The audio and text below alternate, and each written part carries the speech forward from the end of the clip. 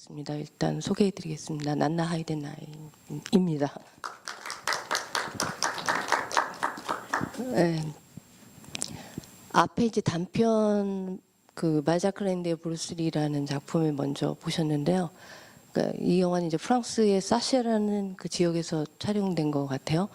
근데 이제 뭐 안개 낀 풍경 이렇게 나오고 또 우리가 브루스리 영화의 이제 사운드를 이렇게 듣게 되는 아주 재밌는 작품이었고, 또 지금 보신 지옥의 여배우들 같은 경우는 그 수많은 저희가 알고 있는 이제 그 수많은 감독들이 이제 대거 등장하시죠. 장리 고다르부터 시작해서 뭐 호베르 브레송 뭐 또 이렇게 보시면 하룬 파로키 뭐 굉장히 많은 그런 감독들 또 영화의 레퍼런스들이 이제 이렇게 등장하는데, 아마도 어떤 면에서 어떤 영화, 다른 영화의 어떤 것들을 비유적으로 이렇게 보여주는 패러디하는 그런 부분이 있어서 이 두 작품이 엮이지 않았나 하는 제 추측입니다.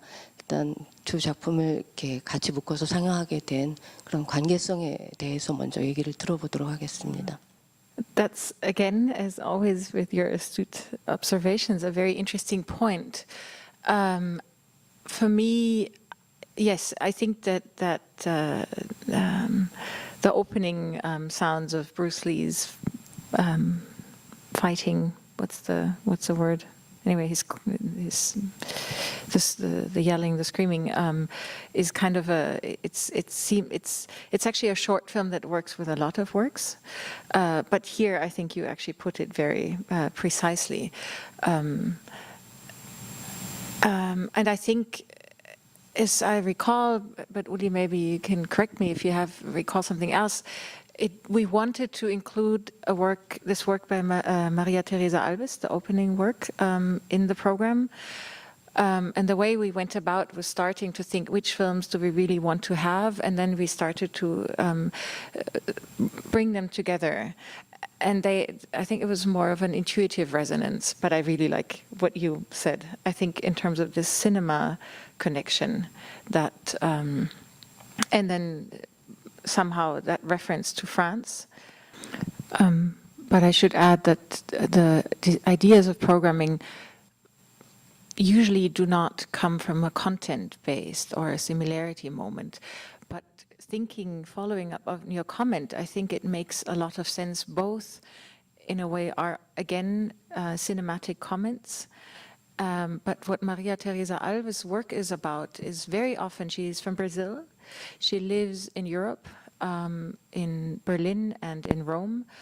And she has produced a lot of works that are critical about the position of, or the history of Europe, let's say the dominance of Europe in many ways, but also questions of global circulation. She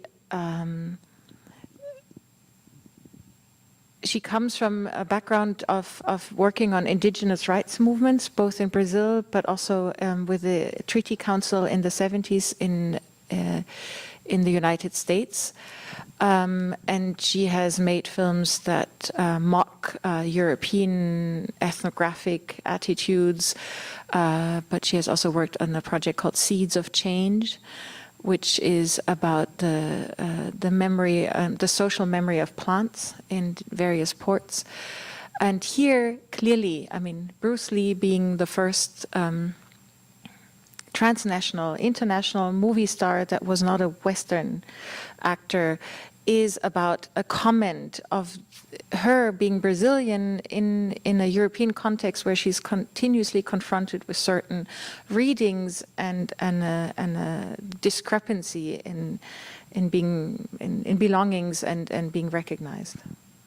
네, 그 마리아 테레사 알베스 감독 굉장히 짧은 한 작품만 사실 처음 봐서 저도, 예, 그래서 다른 작품 굉장히 이렇게 궁금해지는데요.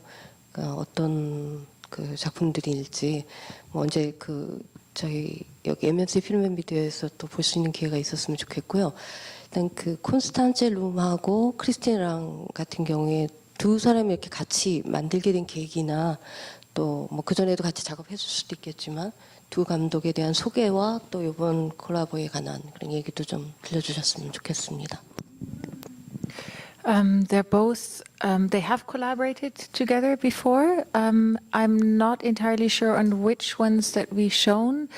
They are both not only on their artwork, but also on research, on the question of the serial and series, on the loop, as well as on rehearsal, questions of rehearsal. I think their collaboration was only on the series.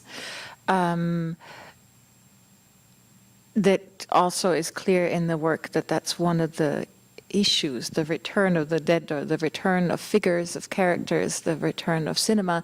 I'm adding that we've shown other works of Constanze Ruhm, who's also a professor at the Art Academy in Vienna. Both live and work between Berlin and Vienna, Austria. And we've shown both installations and single-channel film works in the cinema from Constanze Ruhm before.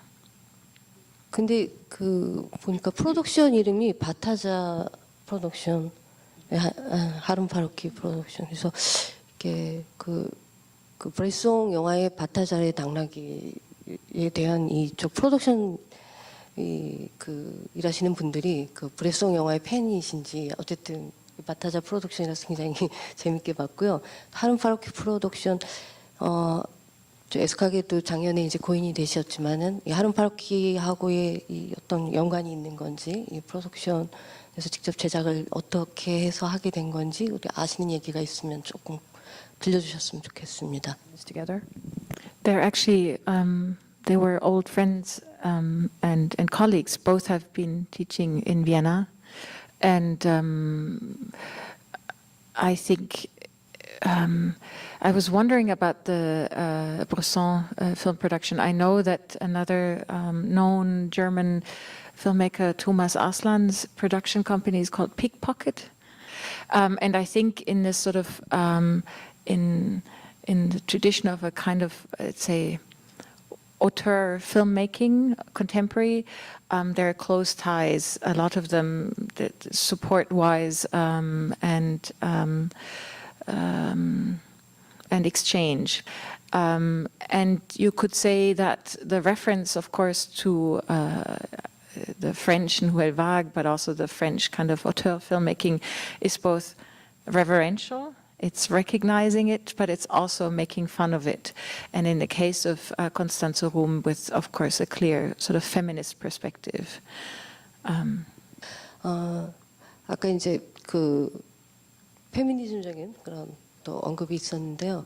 그러니까 이런 설정, 그러니까 그 제목을 저희가 이제 번역 지옥의 여배우들로 했는데 유령이 된 그 좀비가 된 그 여배우들, 그리고 제작자, 또 이 쇼캐스트, 쇼 이렇게 그 소개하는 그런 여자들, 그러니까 하나의 이런 쇼 무대처럼 구성을 해서 뭔가를 비유하려고 하는데 그것이 어떤 미디어와 관련된 것인지, 미디어를 통해서 우리가 알고 있는 어떤 통념들, 성적인 뭐 어떤 정체성과 관련된 것이든 이런 문제들을 건드리려고 하는 건지 저는 이게 명확하지는 않지만 그것과 관련된 아마 난나 하이덴라이히가 생각하는 감독님이 아니시니까 감독의 입장이 아니라 어떤 그런 미학적인 관점에서 이 영화에 그 바라보시는 관찰된 부분들, 그런 것들을 얘기를 좀 듣고 싶습니다.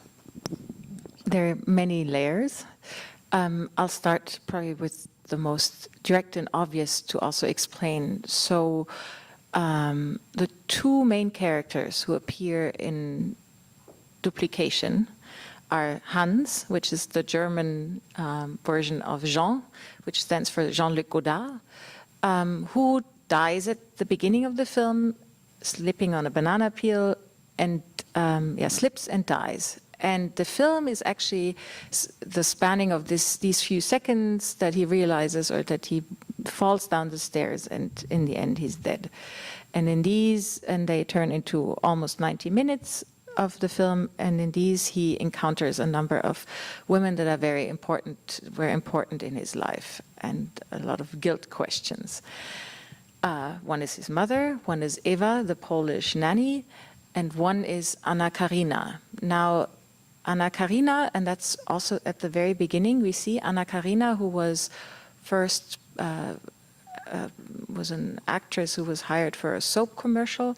She came from Sweden, I think, and moved to France, and then was a model for Coco Chanel, and then was sort of discovered by Godard as an actress. They were also lovers and were married and separated in a big sort of, it was a, they separated in 1967. And 25 years later, in a cheap French television show, they met again after not having met for 25 years. And this material we see. So it's takes something, quote unquote, from reality, from the history of cinema, and it is, of course, a questioning of romantic notions of love that cinema tells us about, the narratives, and it is about, generally about the question of female characters and actresses in relation to their male counterparts, be they directors or producers or other actors, or the ones who write the stories, the storytellers. Yeah, to add, it's also, the film is also a question of female self-representation, and it is based on the history of Western European and North American feminist film theory since the 1970s. And an influential part or strand of that is psychoanalysis. So it's actually not one story, it's kind of three strands of stories or three open circles that intersect, that also represent the two famous models, one by the Austrian inventor of psychoanalysis, Sigmund Freud, the ego, the superego, and the id, as well as Jacques Lacan, the French psychoanalyst, three, the symbolic, the real, and the imaginary, which in this case are connected to the park, for instance, is the symbolic, it's connected to language. The imaginary is connected to the realm of the dead, and the real is that which cannot be touched. That's the TV show called Nothing. The green sign you see is the German word for nothing. And one thing to add, I think the film wants to also make clear that the relation of Anna Karina and Jean-Luc Godard was a collaboration, and so of course the function of the female character of the women in the history of cinema or in the history of psychoanalysis is not one of being a pawn in a plot, but of collaboration. But yes, it's also a deconstruction of cinema, of filmic structures. One key ingredient is the reference to André Gide's mise en abîme, the putting into abyss, I guess. I'm not sure. There's no English term for mise en abîme. Yeah, and which means self-reflexive embeddings in the film. The image that contains itself, the play within a play, the narrative deconstruction of narration, these elements. Yeah. And there is a lot of quote of film and other theory in the film. Philosophy. 네, 근데 이제 아까 장리 고다르하고 안나 까리나 얘기를 이렇게 하셨는데 사실 저는 이거 보면서 약간 고다르 영화 중에 그 메프리 경멸이라는 그 영화가 떠올랐어요. 근데 그 이제 경멸은 보면은 프로듀서와 배우로 그 등장인물이 나오죠. 그래서 그 안에 또 미국에서 온 헐리우드에서 온 그 프로듀서 제작자인 그 미국 배우 누구죠? 갑자기 생각 안 나는데 그분이 그 연기를 하는데 어쨌든 마치 그 남자 감독인 장리 고다르가 만들었던 그 메프리의 약간 를 역으로 여자 그 아까 어떤 페미니즘적인 시각에서 바라볼 때에 이렇게 나오지 않을까 하는 그냥 제 그냥 해석입니다. 그래서 혹시 그 메프리하고의 어떤 연관성 저만의 추측인지 모르지만은 이렇게 떠올리지는 않았었는지 궁금합니다. Good question. I took it more or less, I focused in my reception of the film, I focused much more on Vivre sa vie, which is, it now has nothing to do with the fact that the character is called Nanna and there's a reference to my name. But I think with all of Constanze Ruhm's work, there's never just one story that is being picked up. Maybe I should add that she made a series of installations in films called X Characters, X as the letter X, from 2001 till 2010, that ended with a film that was about burial and dying, the attempt to die, which is also subject here, and this film begins a new series. However, there are connections, and some of these connections are the figures of characters that stem from certain films. I am not sure if one of them is directly from Le Mépris, but I know that even if there is, these characters never continue in the way they were originally scripted. She takes them and they live on in her films, but they start to write their own stories, or she writes her stories for them. I do think it seems completely plausible that the Mépris structure is in there. If you look at her website, she has, the artist Constanze Ruhm has a website, and there's long texts. And the texts in themselves are, to me, amazing. They're beautiful. They're very dense. And they help if they're in English. The texts are also all in English. To see the density of the writing, the scripts. I think in some cases she has also published the scripts of her films, or long comments on the scripts. And I will go directly back to look up the reference to Mépris. By the way, the two filmmakers, they all sent their greetings. They're all very happy to be here presented at MMCA. 네, 저희 5시부터 포럼이 이제 진행될 텐데요. 사실 지금 보신 발자크 랜드의 브루스는 좀 다르지만 지옥의 여배우들 같은 경우는 저희 24편 작품 중에 약간 이렇게 픽션의 형태를 가진 작품이 많지는 않아요. 그래서 이 브루스 라브루스의 달의 올림피에로, 그리고 아마도 이 지옥의 여배우들 이 정도가 아닌가 싶어요. 나머지 다른 작품들은 좀 더 다큐멘터리라든가 실험적인 요소 또 그런 것들이 강한 작품들이 아닌가 싶거든요. 그래서 약간 이런 그 픽션의 형태를 이렇게 뭐 이것이 패러디든 무엇이든 갖춘 이런 구조를 가지고 영화, 그러니까 이 하나의 작품을 만들 때 이게 익스펜디드라는 것과는 또 어떤 연관성이 있을런지 뭐 이런 그 여부 이런 얘기들도 아마 이따 5시에 포럼 때 좀 더 저희가 그 파고들 수 있는 그런 얘기가 나오지 않을까 하는 기대감이 들거든요. 그래서 어쨌든 이따 포럼을 준비하면서 난나 하이덴라이히 그 큐레이터의 그 마무리 얘기를 좀 들어보도록 하겠습니다.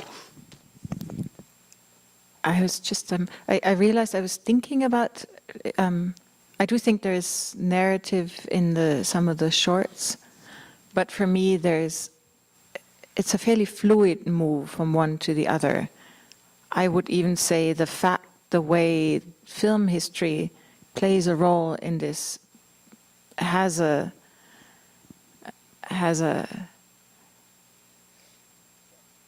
can be connected to notions of the documentary, in the sense that there's always the real seeping in, and not just because there's the real, as Jacques Lacan's term in the film.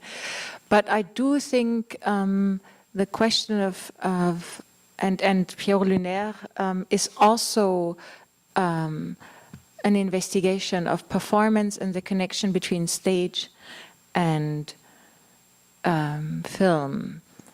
And as we will see tomorrow when the film is screened, this is another part. It's actually, to me, this film is not just a Bruce LaBruce movie, it's a Bruce LaBruce and Susanne Sachse, the main actress, movie. It's a shared production. That doesn't answer your question, but I think in terms of the expanded, and as you're right, we will talk about this again this afternoon, the question of story and history, of storytelling and the creation of worlds, and the creation of realities, and the imagination of otherwise, I think fiction plays a crucial role, generally. And in the case of Kalte Probe, of Cold Rehearsal, this is also a narrative about of narration, of storytelling. Who tells the story? Who's the author? Which story do we remember? What is more real, cinema or the reality out there? And what is their connection? And I do think, again, your questions are so excellent, that will be an interesting topic to continue this afternoon. The expanded put to the fiction. 네, 여기까지 해야 될 것 같고요. 예, 5시에 예, 포럼 다시 찾아와 주셨으면 좋겠습니다. 난나 하이덴라이히님한테 박수 부탁드릴게요. 감사합니다.